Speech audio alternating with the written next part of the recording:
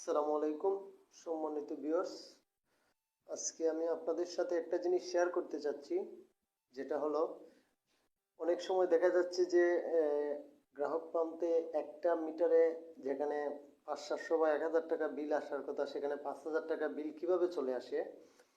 তার একটা কারণ হয়তো এভাবে হতে পারে, যেটা আমি আপনাদেরকে এখন দেখাতে চলেছি।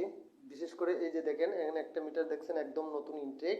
হ্যাঁ, এটা কিন্তু কোনো পালস দিচ্ছে না। এই মিটারটা, এটা কিন্তু আমরা গ্রাহক প্রান্ত থেকে খুলে নিয়ে আসছে।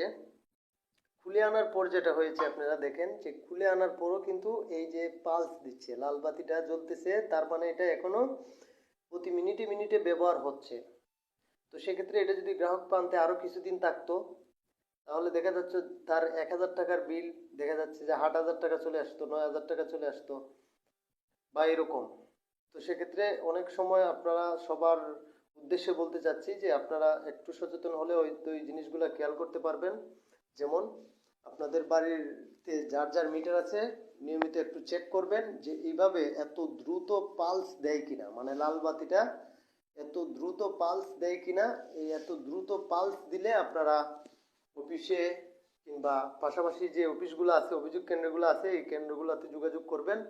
আশা করি হয়তো কিছুটা হলেও বিল হ্রাস পাবে।